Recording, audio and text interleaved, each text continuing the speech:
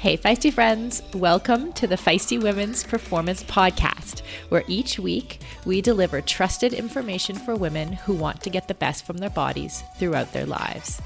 Learn to feel and perform your best through our 4 pillars of performance: physiology, nutrition, mental health, and culture. I'm your host, Sara Gross, and this is a Feisty Media production. Hey, Feisty friends, welcome back. It is episode 4 of our Feisty Women's Performance Podcast. Thank you for being here. This interview that I did is really great for anyone who's looking for women-specific nutrition information or info on how to love our bodies and have a better relationship with food. But before we get into it, I have an announcement. We have a new sponsor. Yay! And if you've heard it already, you will notice it because the new sponsor is a CBD vaginal lube called Après Delight. We at Feisty, we spoke to the owner of Après Delight a couple months ago, and when she showed interest in sponsoring this podcast, I was thrilled. And part of that is because I really think that sex is an important part, or can be an important part, of who we are and our feeling of well-being in the world. And while I definitely want to recognize that there are asexual people in the world and that it is a spectrum, I don't want to leave that aspect of our beings and of our womanhood out of the podcast. So I think it is an important part of how we thrive as women. And I think that having open and frank conversations about sex and our experiences is really important. And I'm actually someone who's super willing to have those conversations. And I've asked Carrie, our amazing editor and producer, to find a sex expert in the coming weeks so that we can have a good conversation about sex and female pleasure. Before we got the sponsor, I had never heard of CBD lube, but I am super keen to try, and I'll keep you all posted. Although I have a request from my partner to limit how much I share, which I'm sure you all will appreciate as well. So within reason, we will be talking about sex at some point in the coming weeks. And I mean, even the definition of sex, like what even is that? I feel weird saying it as a word, as if it's a thing that's easy to quantify or define. Okay, and hard pivot in another direction to our Feisty Women's Performance Summit that is coming up March 25th to 27th. We announced 2 more speakers this week. So 3 more, actually. Whoa. So last week we announced Amelia Boone, the obstacle course 4-time world champion, and Dr. Stacey Sims, the sports physiologist. And now we're adding to that list Alison Marielle Desir, who is the author of Running While Black, and the ultra cyclist and the first woman to win the Trans Am bike race outright, Lael Wilcox. And we'll also have former military commander and triathlete Colonel Yvonne Spencer. And just so you all know, with the Women's Performance Summit, last year we had about 20 sessions. Looks like it'll be about the same this year. And so what we tend to do is put those inspiring voices with good stories and that will create good conversation or potentially panels and Q&As afterwards into those speaker positions. And then a lot of the breakout sessions will be experts. So what we would call experts might be someone who's a PhD in a certain area or who has a long time practice as a dietitian or some other area that can actually really get to the nitty-gritty of performance. So that's kind of how we put together the weekend. So those names I just named will be on the main stage on the weekend. So I'm sure you know how to get your tickets by now, but head over to womensperformance.com and check it out. Okay, so on to the good stuff. This week, I spoke to registered dietitian and former professional cyclist Kristen Arnold. Now, Kristen's super interesting because her interest in women's health actually precedes her love of cycling, and she kind of became an athlete a little later in life, and by later, I mean in her 20s, as opposed to being a child athlete or an athlete as a kid. But her interest in women's health came out right at the beginning when she started college. Kristen is a certified specialist in sports dietetics as well as a USA Cycling Level 2 coach. Kristen is soft-spoken, but don't let that fool you because she knows her shit. We talked about fueling, common pitfalls that we tend to fall into.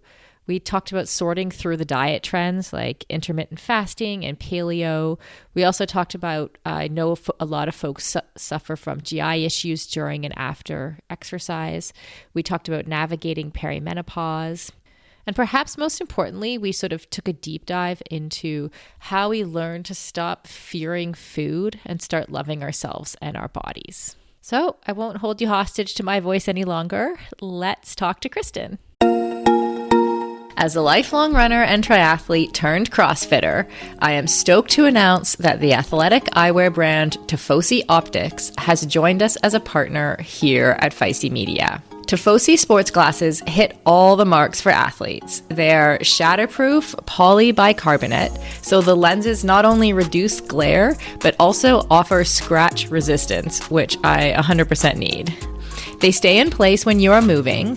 The hydrophilic rubber nose pads actually get more grippy the more you sweat, so they are secure and don't slide down your face even when you're running in hot conditions. No matter what sport you do, Tifosi has shades for you.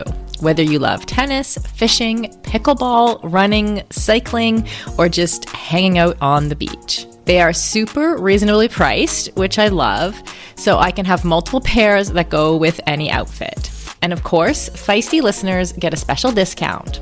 So head on over to tifosioptics.com and use the code FM20. FM as in Feisty Media to get 20% off your order. That's FM20 at tifosioptics.com. I'll put a link in the show notes to make it easy for you. Building muscle can be tough and gains can be so slow, even for those of us who do a lot of strength training. As an ex-endurance athlete who is now in perimenopause, I know this all too well. It can be frustrating to put in the time in the gym and not see the results I'm looking for. That's why it's super important to take the right supplements at the right time. One of those supplements is essential amino acids, which are needed to trigger muscle protein synthesis.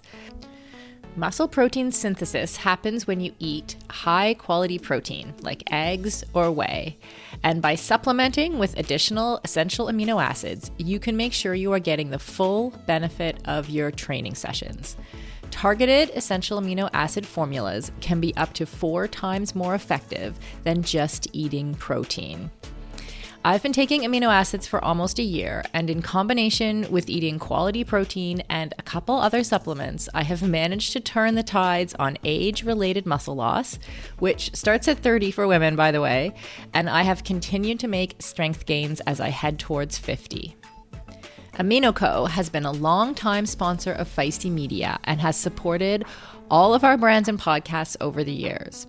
I recommend starting with AminoCo Perform, and you can grab some at aminoco.com/performance. If you enter the code PERFORMANCE, you will save 30% and receive a free gift if it is your first purchase. Give it a try and let me know how it goes. That's aminoco.com/performance and use the code PERFORMANCE to save 30%.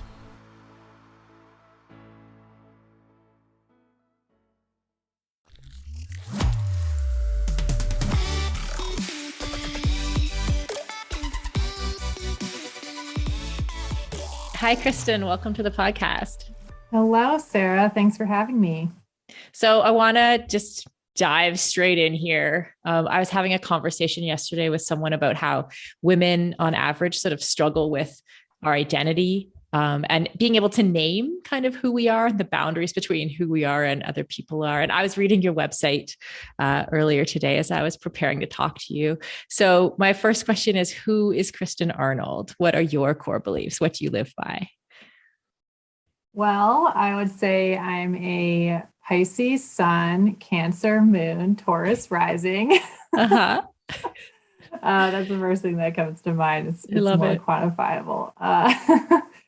But yeah, thinking about that, me as me, I feel like I have a really strong sense of accomplishment, and I tend to be very goal-oriented with a constant striving to find compassion and empathy for others. And also, I'm fairly process oriented. So I like to get things done and check things off and fill in boxes. Mm-hmm. I love that. I find this, somebody asked me a similar question to this, and the first thing that came to my mind is that it's a process, right? Like our understanding of our identity is a process. So whatever you would answer today might not be the same even tomorrow or whatever. 100%. Yeah.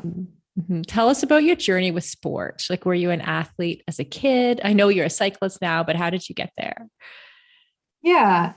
Growing up, I did a lot of rec sports, like a lot of other kids. Just your parents sign you up for whatever's on the rec list at that season. And I played volleyball in middle school from ages 11 to 13. But then I was in marching band in high school. So I didn't do any sports from ages 14 until 21. And really just found my community there with the band nerds and just had less time for sports. Although my gym teachers always were trying to encourage me to do sports because I was really competitive in gym class. Mm-hmm. Interesting. And then now you've discovered this passion for cycling. What does that like? How would you describe that passion? How did you find it? And what does it mean to your life now? Yeah, when I found it, before I found cycling, I was really involved in environmental justice activism and community organizing. Mm-hmm. And so that was my passion for life, other than going to school and doing the dietetics thing. But I got really burnt out when I was around 20 and decided to pass over a lot of the leadership roles I had to other people and was in this transition period. And this family I babysat for just gave me a bike to borrow. They're like, here, you can go do this now. And I started riding with the mom, and they introduced me to cyclocross practice, and mountain biking. And I made a lot of friends really quickly. Mm-hmm. And I also really liked how I got immediate gratification from the fitness aspect of cycling. Like I never really pursued physical pursuits. Like I never tried to get better physically at anything since volleyball when I was, 11 to 13. So that was something I found I really, really liked. And then also I could do that with my friends. And I was in Columbus, Ohio. That's where I grew up and where I started my cycling journey. And it's a really tight-knit community in Central Ohio for cycling. Like everyone mountain bikes, everyone road cycles, everyone does cyclocross racing. So it was a really supportive, encouraging community. And that definitely fueled me as well. So the passion I would describe as one part personal pursuit of this kind of drive for excellence physically and mentally. Mm-hmm. And then also within the community, just helping to bring that sense of accomplishment to other people. Yeah. And being someone who, as you said, wasn't too active for those in-between years, did you find that taking up cycling, did it change your relationship with your body, to your body, and how you felt about your body? Yes, definitely. I became a lot more in tune with my body, for sure. I understood like what kinds of things would contribute to me having more energy or less energy.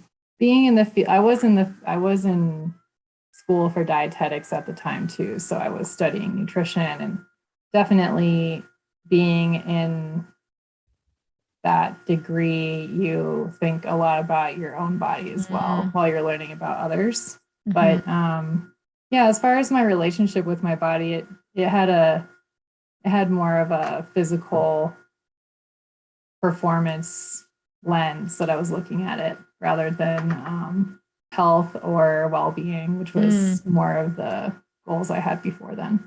Mm-hmm. Interesting. Yeah. And you said, I read on your website that when you were becoming a dietitian and you were in school, you wanted to focus on women's health. And I think that's quite unique in a way, like how at that, even that age in your early 20s, how did you become interested in women's health specifically? Why did you see the need for that focus? When I was in college, I actually started as an environmental science degree, and then I switched to dietetics because I really wanted to help people on a more personal level. So my goal was always to help people. But like I mentioned, the environmental activism burnt me out pretty quickly. And so I felt like nutrition was a way that I could relate and connect to people on a very personal level and change and help them change for the better, and also the rest of the world. And then the women's, I've always had a very strong sense of my identity as far as my femininity. And at the same time, also a sense of anger and rejection towards the patriarchy. And so with the women's health focus, it was really to provide that resource for women to understand their bodies better, connect with them, a population that I felt very connected to already. Yeah, I really relate to that in terms of that kind of the anger, even the observation of the patriarchal structure under which we live is like, I have sort of childhood, I don't know if anger is the right word, but definitely upset of some kind. Yes. Like, do you have moments in your childhood that you remember realizing like, oh, wait a second, something I do may not be valued as highly because I'm a girl? Or do you have experiences like that? I do, for sure. Also for my age, a lot of adults considered me to be a lot more mature than my age was, but at the same time, I still got told I was a kid, even though I felt like my opinions were perfectly logical. But yeah, no, I definitely have memories of things like not getting picked for soccer because I was a girl and things like that. Although I'm 5'11" and I've been tall my whole life. So that gave me an advantage. Yeah, for sure. In some settings. Interesting.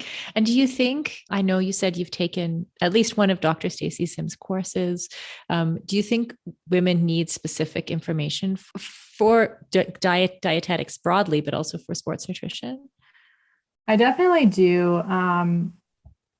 Looking at nutrition from any kind of lens, you're going to acknowledge that there's specific needs for like the actual information and also the way the information is delivered. So having a feminist lens for nutrition does help to improve the lifestyle strategies and the health and performance of any population you're working with. But in my professional journey, I've really been growing my passion for understanding like specifically what women need and what they will gain the most from. So there's like a physiology side as far as people that were born with female reproductive organs and have menstrual cycle. Like there's definitely more research coming out. Really started in the 80s, but it's now coming to the forefront as far as a lot of what Live Feisty does, Feisty Media focuses on. So there's that aspect, like acknowledging and honoring the physiology, but then also the cultural. So the messages that women receive from the media or the population or in general are much different than men. And so it's really important to acknowledge that and understand how to unpack that so we as a group can move forward with positive lifestyle changes.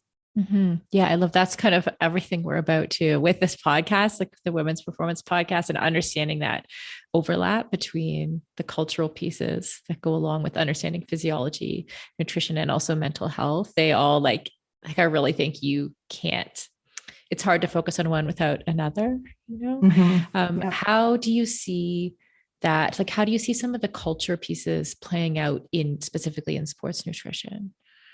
Well, in the research, I mean, there was always this double standard. I know you guys will definitely talk about this on the podcast if you haven't already, as far as women weren't studied in sports nutrition experiments because they acknowledged that the menstrual cycle was such a strong compounding factor.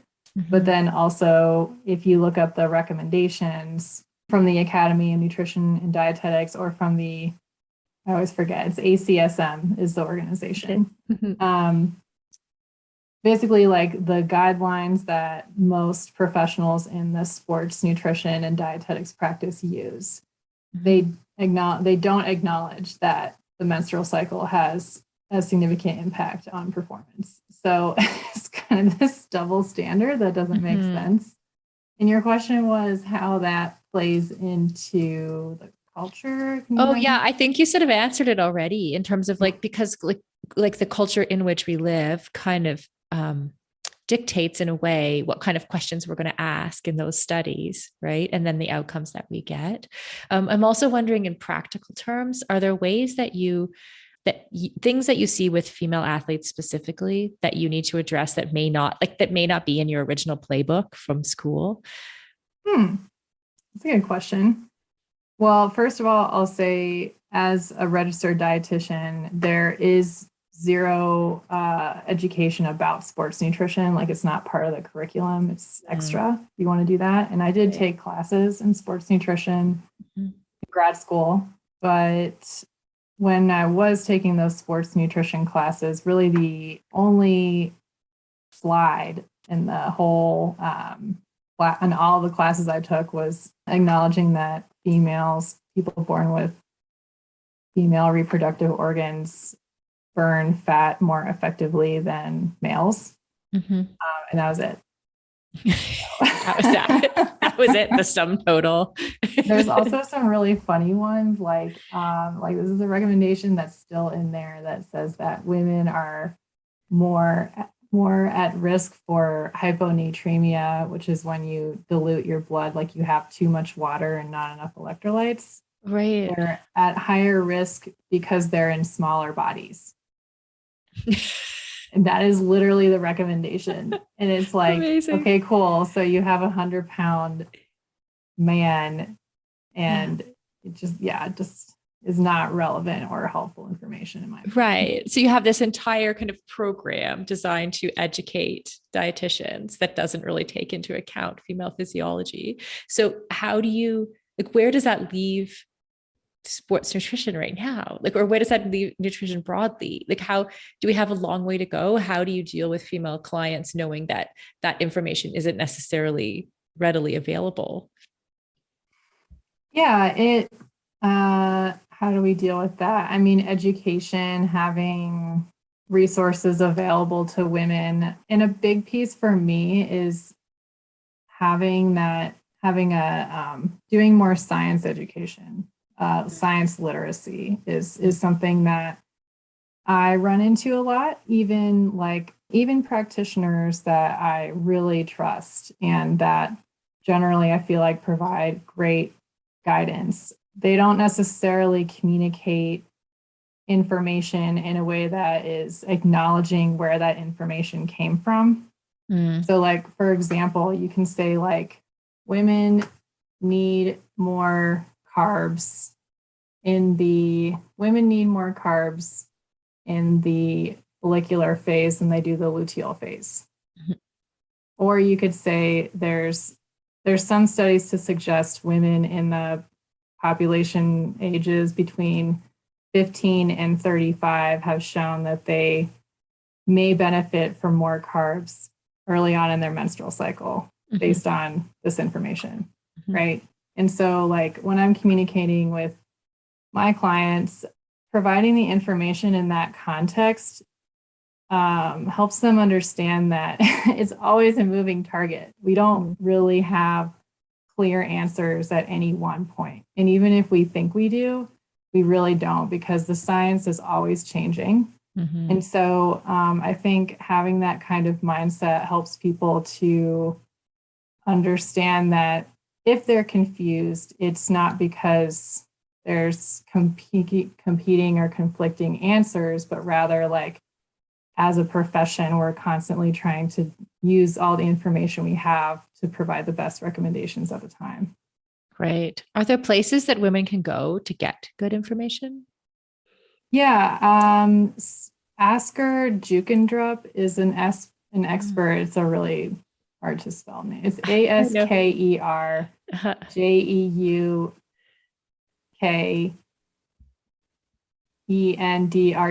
Yes. Woo!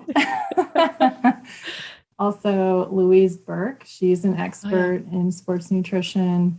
Mhm. And Nancy Clark is like a pioneer in sports nutrition, not for women specifically, but she has quite a few resources that are fairly basic information, but definitely good to get started, and communicate it in a way that I think makes sense. Right. And then Stacy Sims, of course, like she's always up there.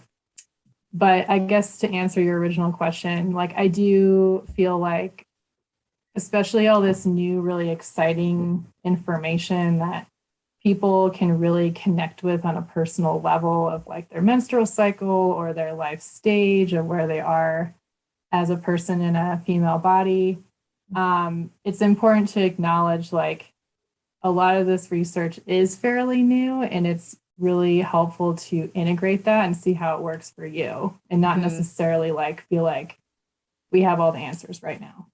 Totally. I often say like we have a wave coming, Totally. right? Because yes. there are a lot of folks because this wake up call we had around, oh, oops a daisy, we forgot to take women into account in the studies, and then there's lots of women doing PhDs in certain areas, sports science. I'm sure it's the same in nutrition science. It's the same in like health broadly.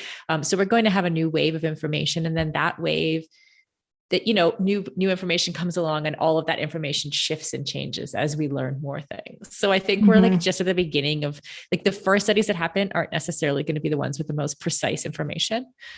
It's definitely better than no information. But like, yes. I think like we're like looking down a line of like a very bright future, with new information.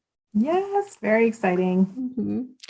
So I'm wondering from your like in a practical sense, in terms of your practice, like what are the most common challenges you see for active women in terms of their nutrition? Yeah, the most common challenge, I mean, I wouldn't say challenges, maybe I'm not going to answer this directly, but I will say something that we problem solve like me with the client really often is meeting their body's nutrient needs, right? Like meeting their body's energy and nutrient needs.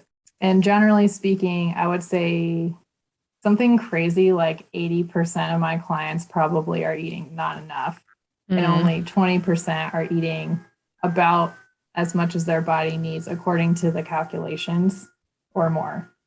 So it's chronic, it's severe, and it's alarming, but it's reality as far as that goes. Like, and the good news is these clients, most of the time, as soon as they start eating more and fueling optimally for their performance and health, you see like immediate benefits. Like they have more energy, they're sleeping better, they're performing better. Like it's like a light switch.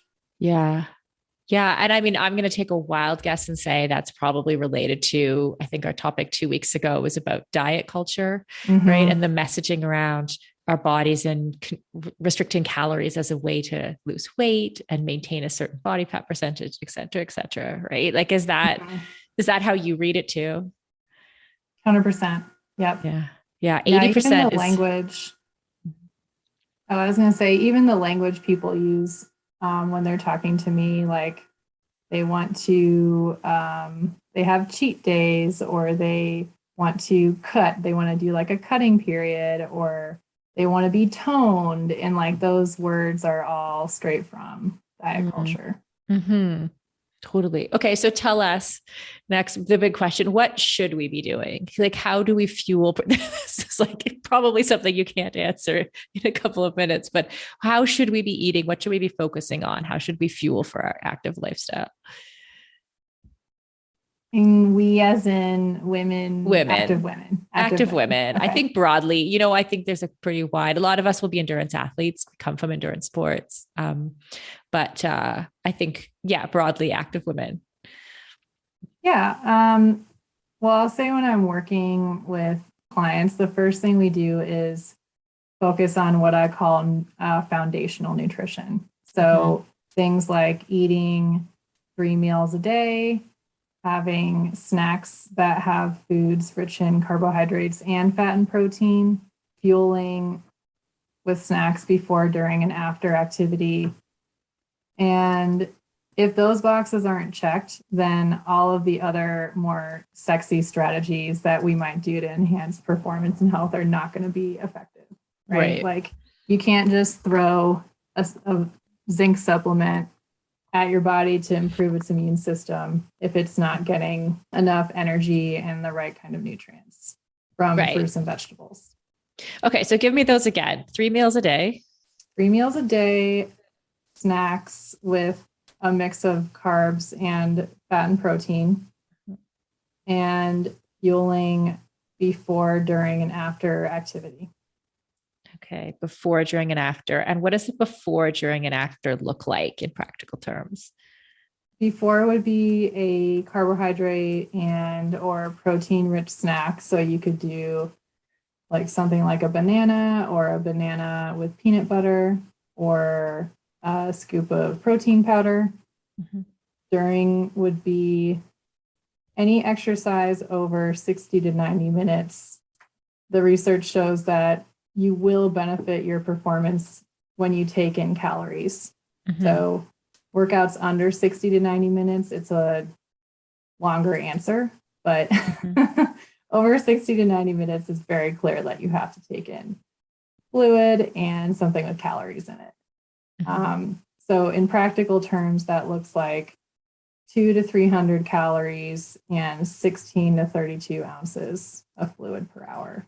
And in practical terms, that would be like a bottle of electrolyte sports drink that might have 100 calories in it, and then 2 large dates or half of a bar, things like that per hour. Right. Okay, let's talk about diet trends a little bit. I actually put out to our Slack channel over at Feisty to see if anyone had questions or that there were common questions. And I know we talk about with Stacey a lot about intermittent fasting, paleo diet. Like, first of all, are there any diet trends that are good? Diet trends. Trendy diets. No, I don't know. I mean, one of those things that in general, the word diet in our culture, typically people associate it with a short-term pursuit, right? And that is never something that is going to be helpful or promote long-term success. I think in all of these diets, a lot of them initially came from a good place or actually do have a therapeutic angle that is helpful for certain populations, but in general, they're not helpful because they're assumed to be short-term. Right. So what about like something like intermittent fasting? I know there's like that kind of diet, quote unquote, diet trend. The super fans would say that it's a lifetime. It's for a lifetime. They would say that that they're even expanding their life or elongating their life. What do you think about intermittent fasting? There was a period of time where I tried to dive into the research on this. And I'll say I'm not an expert on it. There are other people that are probably more qualified to answer that. But in my knowledge, first of all, there are studies to show that intermittent fasting can help to regulate blood sugar levels in people that have diagnosed diabetes. And it can help people that are in the obese category of the BMI to lose weight. That's what the studies say. Those studies are, again, they're short term. The ones that I saw, they didn't do long-term follow-ups, nor did they study whether the participants were still performing those diets a year or 2 years later. So there is some interesting physiological biomarkers that do benefit from intermittent fasting as far as like inflammation and the blood glucose control. But again, those studies aren't looking long term. So when you think about it big picture, when someone is performing intermittent fasting, they are depriving their body of nutrients, right? It's not like you eat less calories for the day. You're just eating them in shorter, smaller windows. Right. And so like a lot of people that I've seen, most of the clients that I've worked with that have tried it, they actually just end up eating, they're actually just starving themselves because they're not eating enough in the windows. And also long-term, you can have higher cortisol and also chronic inflammatory markers because you're depriving your body of nutrients, and your body can only absorb so many nutrients at one time. So if you're trying to cram them all into one time frame, it's not going to be as effective. Right. That's interesting. Yeah. A few years ago, I had a real estate agent. He was in his 70s, just super energetic. And he had been doing intermittent fasting for 25 years. And his pattern was that he ate every other day and he broke his fast at 8 p.m. So on the off day he would have, and he told me like he would start with fruit and open up his stomach, and had this whole system of it. It was kind of wild. And honestly, I could tell which day he was on, because on his fasting day, he would be like all cortisol, kind of like all like just, like, and like the only thing he would drink is black coffee. So he'd show up like, okay, Sarah, ready to go. And then on the day when he was eating, of course, on that day, he's probably eating, at least 1.5 times, I would hope, the calories that he would eat in that day if he just ate 3 meals a day. Then he was a lot more like heavier and sluggish. It was just a very interesting and funny, and it become part of his personality. Like that's who he was. But that's the only person I've ever known who like long-term. So as an experiment of one, I'm going to say he was still alive. So that's good. That's about all the only box I could check on that one. Okay. What about paleo? I know that's something that, it's kind of a recent trend that a lot of people ascribe to. What do you think about paleo, especially in terms of women's nutrition? Well, first I'll say that all these diets kind of have different definitions, right? And paleo is, in my opinion, the most broad, subjective term people use. It's just like, fair. And I have clients that have told me they're paleo. I'm like, okay, so what does that mean for you right now? Because like, it's just really broad.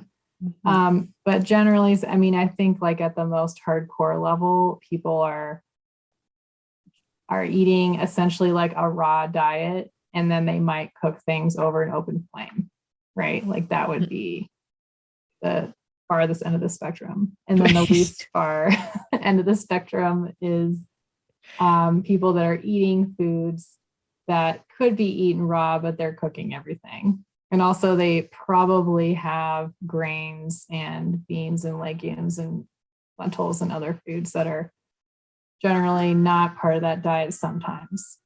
And in practice, I would say the biggest limitation of a paleo diet is you're really limited by your choices for carbohydrate-rich foods, right? Because you're cutting out grains, any kind of processed grain, beans, legumes. And so those foods are incredibly nutrient dense. There are so many like per calorie of food, vitamins, minerals, essential fatty acids, essential amino acids, and just pure quantity. Like it can be really challenging to eat enough volume of food with that limit, without those food groups.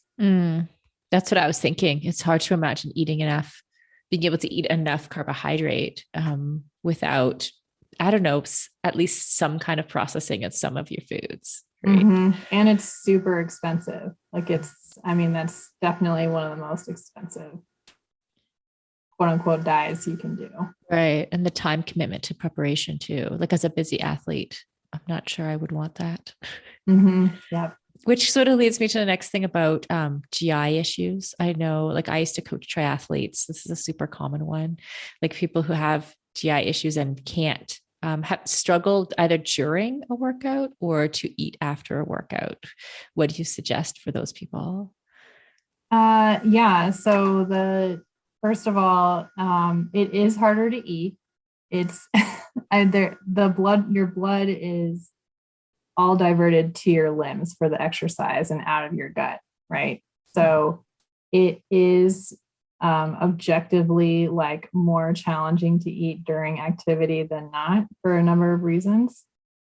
But that doesn't mean that your body doesn't incredibly effectively respond to food and calories and eating during exercise when it gets what it needs. So I don't like to use the word hacking because I feel like it's kind of a jargony, right, trendy word, but like, yeah, there's a lot of, if you were to exercise like intuitive eating, for example, like your body intuitively may not want to eat during exercise. Mm-hmm. But when you do start to eat during exercise, you realize, oh, I actually have more energy. I'm able to put out more power or go faster. And so in order to do that, you have to train your gut. You have to train your gut to take in food and calories and fluid while you're exercising. So if you're starting from a place of like never eating, then I would start with like 6 to 8 ounces per hour, sipping in small amounts, like teeny tiny little bites of bars or blocks or fruit. And then working up to a lot more than that.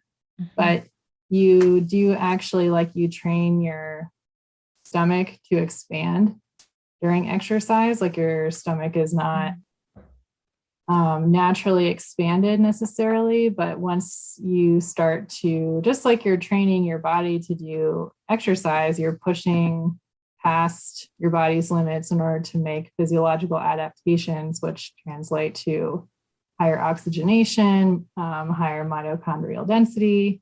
You can do the same with your gut and increase the amount of enzymes and space for your food and fluid to go. As we head into summer, rest and recovery are critical for improving sports performance, reducing stress, and living a long and healthy life. We should all invest in better sleep. So, think about the thing you lay your head on for 8 hours a night.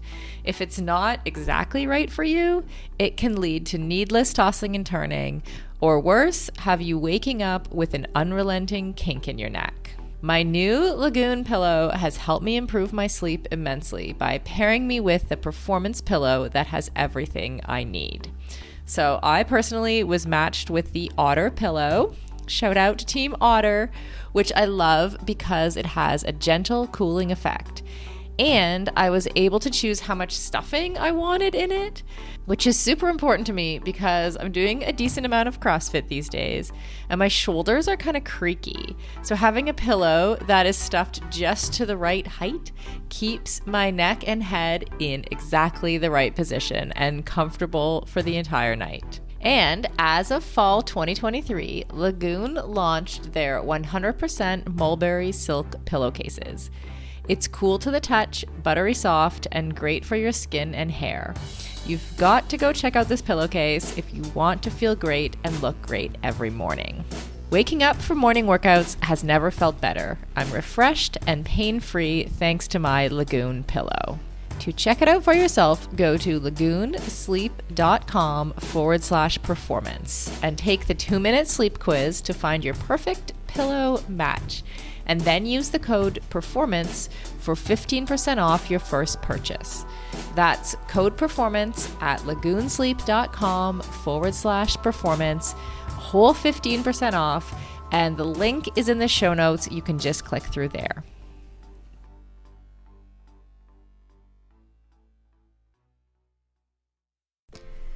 Endurance sports should be accessible to everyone, right? That's why we are so excited to be partnering with Motive. Motive is one of the fastest growing training apps in the world today, with thousands of amateur athletes signing up every month and a nearly perfect 4.9 star rating in the App Store. You are not a template, and your training plan should not be either. Prepare for running races, triathlons, cycling events, duathlons, or swim runs, however your season schedule shapes up, and get training written by some of the best coaches in the world in each discipline who know what it takes to help amateur athletes reach their goal on race day. The app takes the training written by those experts and then creates the most optimal training plan for your schedule, abilities, and goals. Plus, the training is fully customized to your race schedule, how much you can train each week, your current abilities, and the goals you want to achieve in your race. You can use the app for free as long as you want, or get all the upgraded features from the app for just $19.99 a month. But as a Feisty listener, you can sign up at mymotive.com and use the code Feisty for 2 months of full premium access. That's right, you get 2 months of premium for free. So you quite literally have nothing to lose.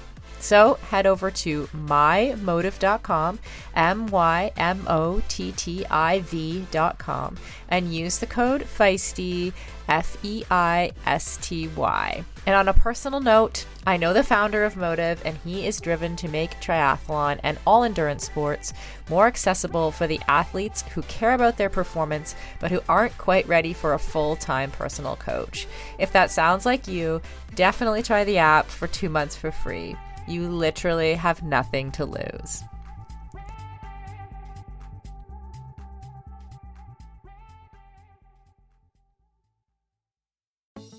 For decades, running shoes have been researched, tested, and designed for men. Brands have relied on the shrink it and pink it approach to sell male shoes to female customers. That's why we are so excited to be working with Hedas.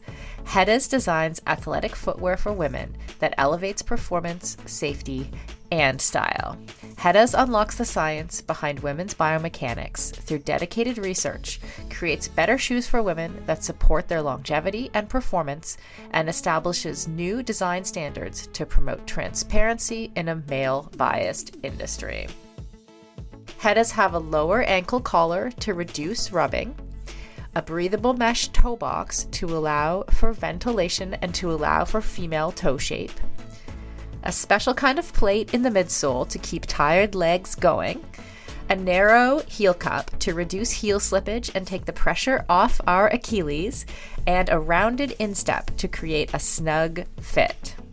Hedas has 3 shoe models designed for different sessions: the Alma Cruise for long runs, the Alma Tempo for training days, and the Alma Speed for pushing the pace.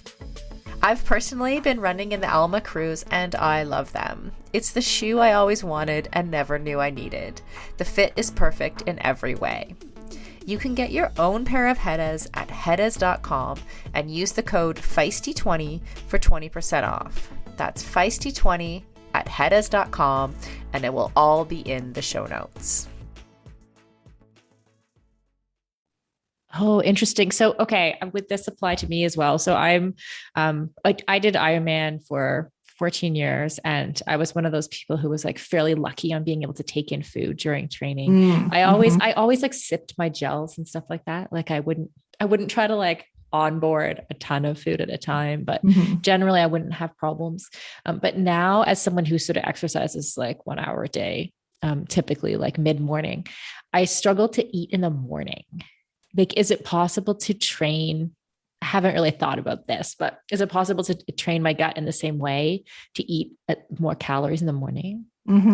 Yeah, definitely. I mean, lots of people don't eat anything in the morning at all, ever, like until like 2 p.m.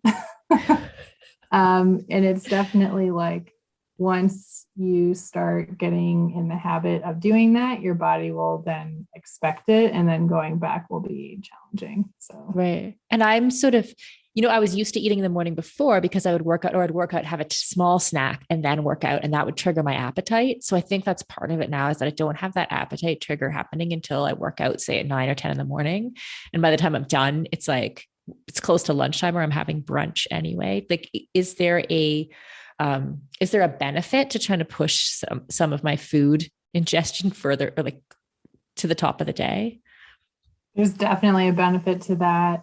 From a fueling perspective, during exercise, like you'll have more energy during your training or your workout or activity if you have fuel in there.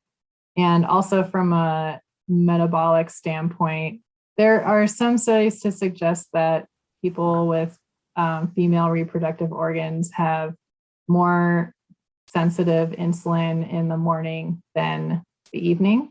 Mm-hmm. And so what that means is having more carbohydrate rich foods in breakfast, snacks, lunch, and tapering throughout the day will be more in line with how your body utilizes those carbohydrates. So it'll utilize more of those carbs for energy and organ function and activity, as if you had switched it and have all your carbs at night. A lot of those carbs will be used for storage instead. Right. Oh, that's interesting. So eat my candy in the morning. Is that what you're saying? Yes, eat all your candy right first thing in the morning. Yeah. Perfect plan. Okay. Another question, personal question for me too, but I'm thinking our listeners will probably appreciate it. Like, I'm just starting to come into some symptoms of perimenopause. Is there anything I can shift in my diet now to help get me through the next few years? Mm-hmm. What I found is a lot of the concepts are similar throughout the life cycles of women, but it's like way more important when you're in perimenopause that you honor those strategies. So the strategies as far as tapering the carbs throughout the day, having more carbohydrate rich foods in breakfast and in lunch and less in dinner, and fueling around exercise, having those carbs and protein for, during, and after your activities. So those two, and then also incorporating anti-inflammatory rich foods that promote less inflammation, can help to regulate those hormone levels, more helping your body along. So fatty fish like salmon, sardines, mackerel, herring, and foods rich in antioxidants. So berries, sweet potatoes, anything orange. So winter squash, carrots, things like that. I love it. If it can come down to a color, that's an easy category. Yes. Right? Orange. Vitamin A. Exactly. I love it. Cool. Thank you. I'm like taking notes. Mm-hmm. This is like after to my own personal nutrition session. Thank you. My master's thesis was in developing a dietary intervention to lower chronic inflammatory markers in postmenopausal women. But a lot of the same concepts apply to perimenopause. Yeah. What did you find there for postmenopause? Because there is a lack of estrogen. I was going to say oxygen and altitude. No. Estrogen being produced in the body, that has a significant impact on overall inflammation and then also bone density. Mm-hmm. And estrogen is very protective towards bone density. And so in order to counteract that, incorporating these anti-inflammatory rich foods can help again to address the fact that there's less estrogen being produced. Mm-hmm. And it's pretty significant. Like we were, like all of our participants had lower chronic inflammatory markers at the end of our study than in the beginning. Cool. I love it. Yeah. Okay. And to finish off, I'm going to go back to one of the questions that I sent through because it's been sitting with me when I read yesterday that 71% of women in North America say they're unhappy with how their bodies look. And I was just kind of reflecting on that and the conversation we had previously about diet culture and all the messaging that women sort of receive in our culture that we bring into a situation when we, when someone comes to you for nutritional help, right? So have you successfully been able to guide people to sort of relearn to love? I think it comes together, right? Like to be able to eat and fuel yourself properly and not fear food, right? You also have to find that self-love and love your own body. So how have the women who you've seen kind of overcome that? How have they done it? Or what would you recommend to anyone struggling with that? Yeah, I think it takes a couple different strategies at the same time, right? It's not just like yes, there's a light bulb that goes off at some point, but it's usually an accumulation of different strategies. And I am very fortunate that I feel like I have been a part of women's journeys in that.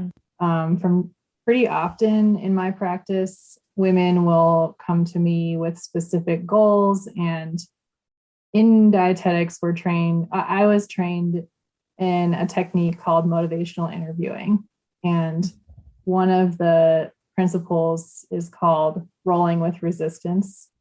So rather than like trying to fight your instincts or what your brain is telling you to think, like kind of like rolling with it and incorporating mindfulness into those thoughts.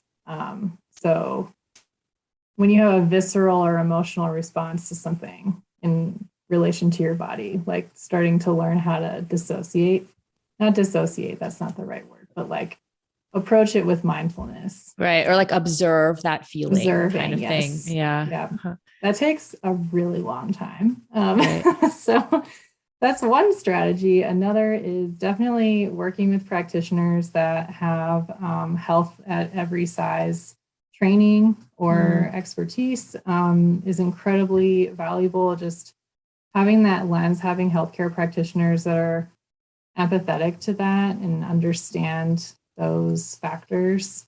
Stop following toxic social media accounts. Like that is like if you're doing that, it's like it's going to be incredibly difficult for you to get on the other side of that journey. It's like feeding the beast kind of thing. Exactly. Yeah. Like at some point you can start to view them in a different way.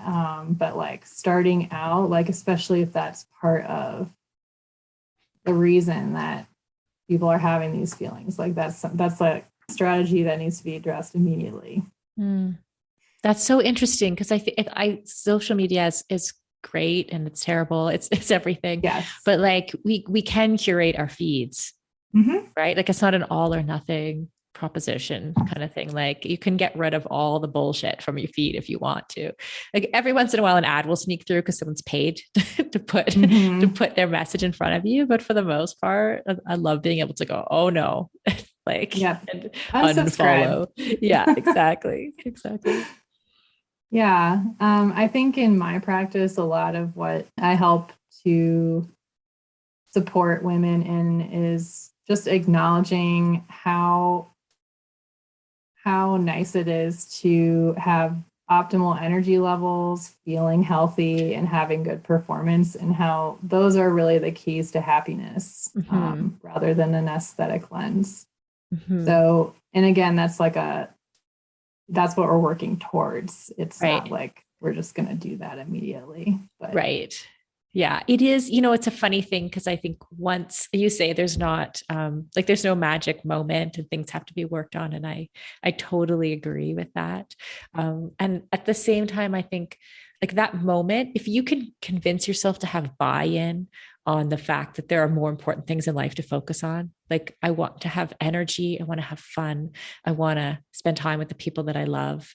Like if you can actually just get focused on and decide, okay, I'm going to focus on that, then that can be a magic moment in a way, even though it's probably the accumulation of tons of work that's brought you to that moment. I do feel like there is a kind of decision. It's like, actually, this is what I want for my life. you know? Totally. So yeah, it's good to hear you saying that too, and that you're seeing that happen with the people you work with.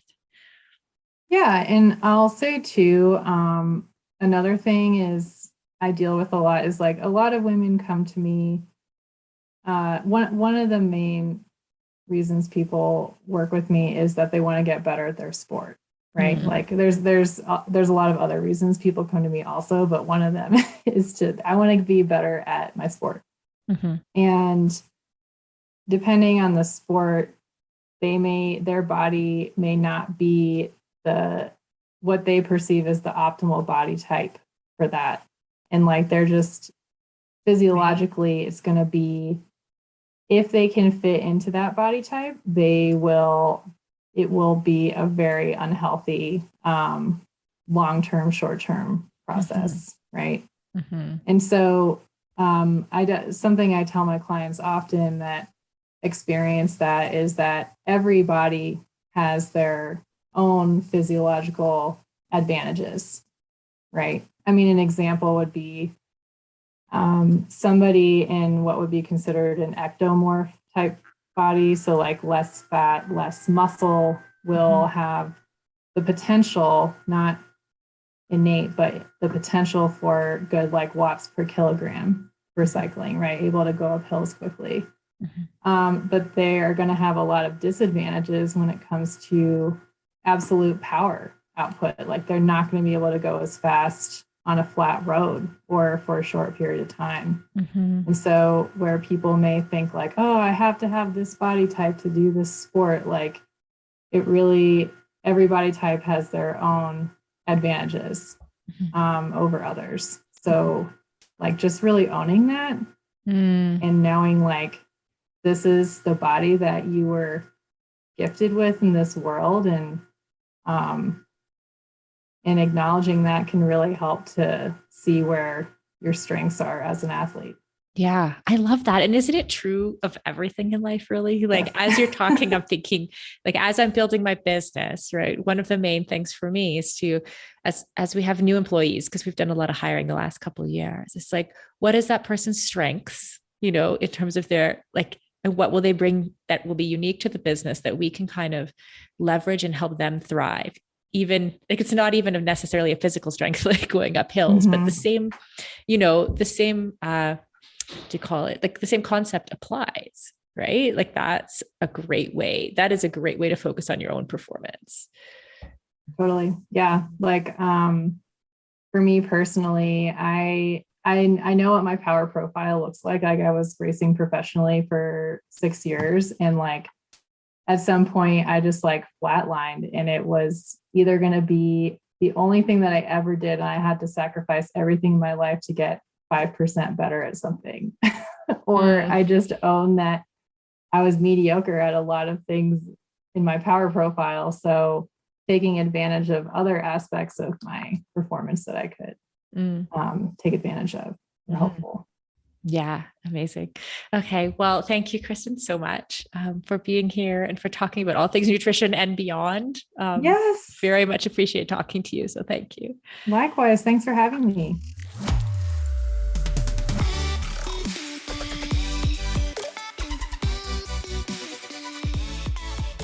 Well, I hope everyone enjoyed that conversation with Kristen as much as I did. Please, we're still a new podcast. Head over to your podcast app, to Spotify or Apple Podcasts, and give us a 5-star review if you think we're a 5-star podcast, obviously, and leave us a review.